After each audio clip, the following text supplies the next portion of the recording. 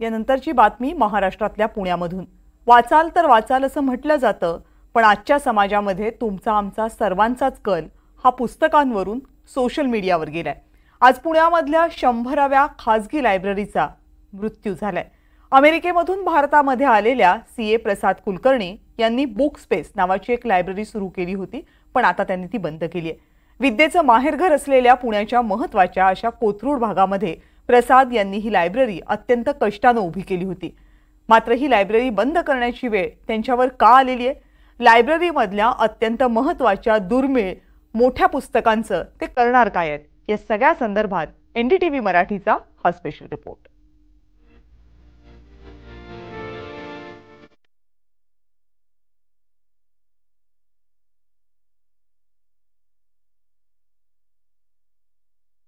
किती घेतली पुस्तकं? अराउंड एक 25 एक पुस्तकं घेतली. आणि त्यासाठी किती पैसे पे करायचे? 2200-2300.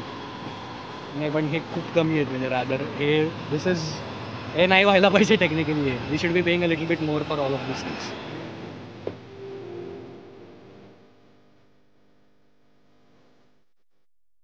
एवढ्याला घेतली ही 3 पिके? नाही, यांनी फार मोठं योगदान दिले सर. म्हणजे त्यांनी पुस्तकांच्या किमतीपेक्षा मुलांच्या ज्ञानाचा विचार करून किती पैसे पे केले? जवळपास आम्हाला 7,000 रुपयांमध्ये 3 ठिके भरून पुस्तकं. हो.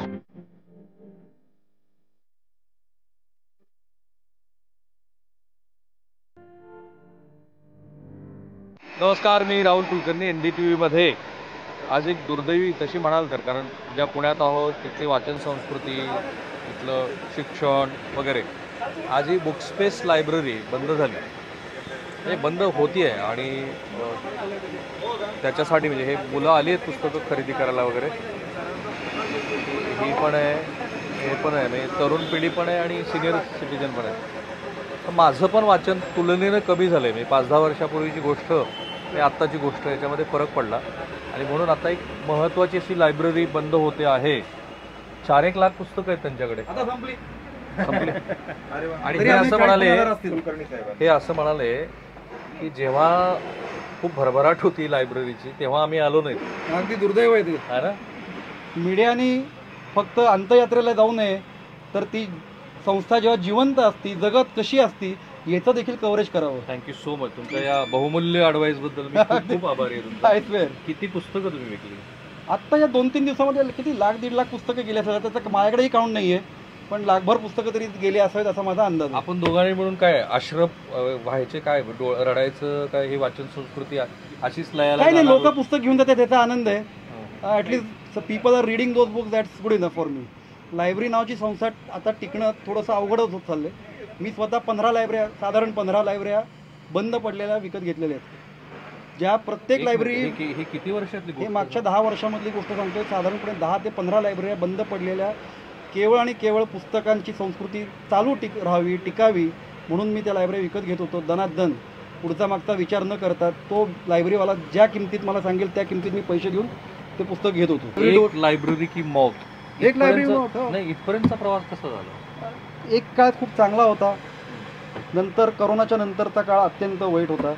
पण करोनाच्या वेळेस आधी 1 वर्षभर थोडंसं आम्हाला कुठनं सुबुद्धी सुचली म्हणा किंवा काय असेल, त्यावेळेस आम्ही ऑनलाईन पुस्तक विक्री चालू केली होती.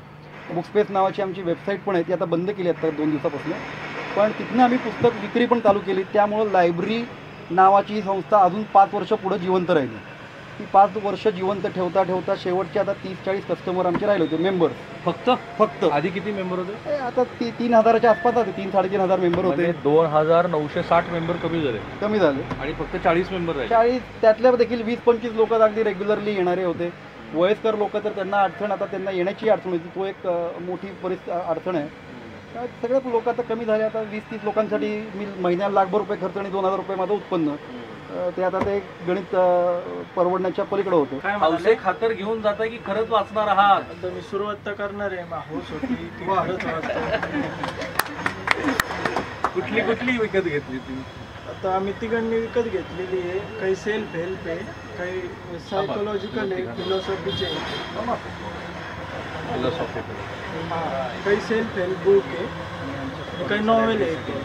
अच्छा, आणि यांच्या कॉलेजच्या लायब्ररीसाठी घेतली, किती घेतले वेगळे? एक 6,000 रुपयांची आम्ही तर पुस्तकं तिथे पण घेतली. धूळच साचणार आहे. मला नाही, माहिती आहे विद्यार्थी नाही, किती नाही. प्रेमाने वाचतात. मी स्वतः वरिष्ठ महाविद्यालयाचा प्राचार्य आहे. मग तर काहीच होत नाही वरिष्ठ महाविद्यालय. सॉरी टू से.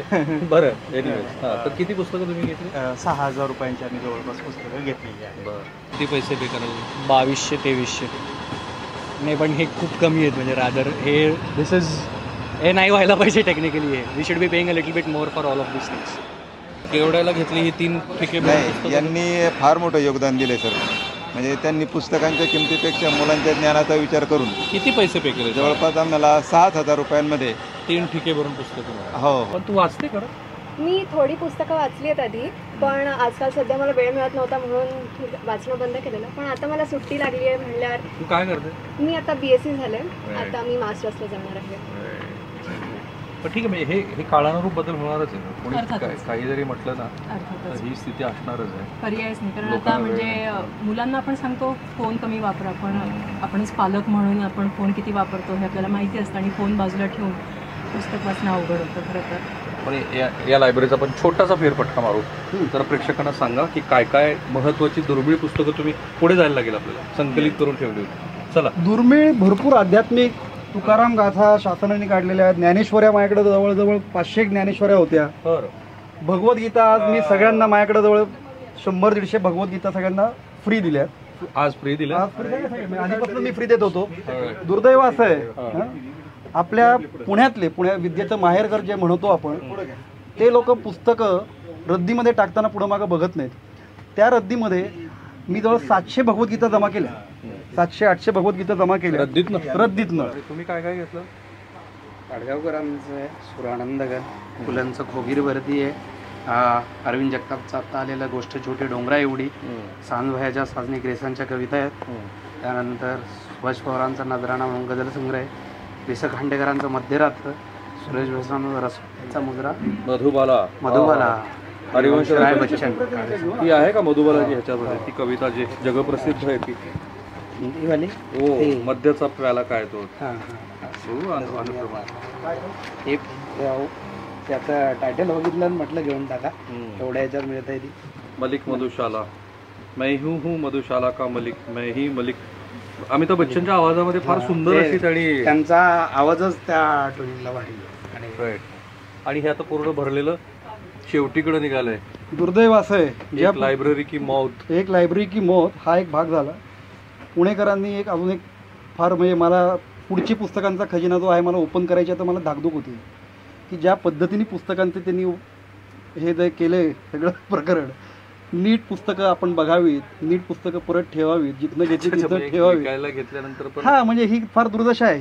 म्हणजे किती पुस्तकं विकणार आहात? आता मी हळूहळू विकणार आहे. आता फक्त माझं जे पर्सनल जे घरी माझ्या 2-1 लाख पुस्तकं आहेत ते मी आता हळूहळू व्हेरी रिस्ट्रिक्टेड पीपल, गाजावाजा न करता, ज्यांना खरोखर आवड आणखीन पुस्तकं नीट ठेवायची डिसिप्लिन आहे, त्यांच्यासाठी मी ते उघडणार आहे. ह्या 15 लायब्ररी ज्या बंद पडल्या, 14-15 असतील, मला एक्झॅक्ट अप्रॉक्सिमेट नंबर, ज्या तुम्ही विकत घेतल्या, हो राईट, अशी प्रत्येक लायब्ररीची स्थिती आहे पुण्यात? ऑलमोस्ट. आमच्या समोर इथं 70 वर्षाचे वयस्कर गृहस्थ आजोबा लायब्ररी चालवत होते, घरपोच लोकांना पुस्तकं देत होते, पण त्यांची संपली लायब्ररी, बंद पडली मागच्या अगदी काही 6 महिन्यामध्ये बंद पडली. पुण्यात आता कोथरूड मधल्या साधारणपणे मागच्या 2-3 वर्षामध्ये 8-10 लायब्रऱ्या बंद पडल्या. हे भीषण आहे फार. हा जो ऱ्हास आहे, या ऱ्हासाबद्दल काही 4 ओळी सुचतात? या ऱ्हासाबद्दल 4 ओळी म्हणजे यार आपलं सगळीकडेच बरबटलेलं आहे आपण. त्या व्हॉट्सअप फेसबुकनी तर अजून वाट लावलेली, पण एकंदरीत पेपर सकाळचा उघडला की सगळी नकारात्मक गोष्टी तुम्हाला बघायला मिळतात. सकारात्मक गोष्टी पेपरमध्ये कधी येतील याची मी वाट बघतोय. मी मध्यंतरी माझ्याकडे 11-12 पेपर वर्तमानपत्र येत होते, ते आता मी 3 वरती आणले. म्हटलं आता नको, कंटाळा स्वतःपासून केला. म्हटलं नको, काय ते वर्तमानपत्र तेच बातम्या, आणखीन त्याच नकारात्मक बातम्या, सकारात्मक एकही बातम्या बघायला मिळत नाही. मग शोधायला लागते सकारात्मक बातमी. पण मग ह्या ऱ्हासाबद्दल 4 ओळी काही सुचतात? आपण त्याच्यावरती थांबू, आठवून बघा. तर हे बघा ना, ही आली आहे पुस्तक घ्यायला. मला खात्री आहे की ती अशा पुस्तकांच्या शोधात असेल की ज्याची उपयोगिता अधिक आहे, बरोबर ना? अधिक उपयोगिता. बघू तुझ्याकडचं. अच्छा, अग्निपंख, फायर विंग्स वगैरे, बरं, छान. सो 15 लायब्ररीज बंद होणं आणि एवढ्या मोठ्या लायब्ररीचा अशा पद्धतीनं दुर्दैवी अंत होणं हे बदललेल्या समाजव्यवस्थेचं आणि प्रॅक्टिकल तुम्ही विचार करणार असाल तर ह्याचं हे काय तुम्ही भान म्हणा काय वगैरे जी काही स्थिती असेल ती आहे. पुणे बदलते आणि त्या बदलणाऱ्या पुण्याची प्रत्येक गोष्ट तुमच्यापर्यंत पोहोचवणं ही आमची पण जबाबदारी आहे. ती आज आम्ही नव्याने पुन्हा पार पाडली. कॅमेरामन निकेतन मानेसर, मी राहुल कुलकर्णी, NDTV मराठी, पुणे.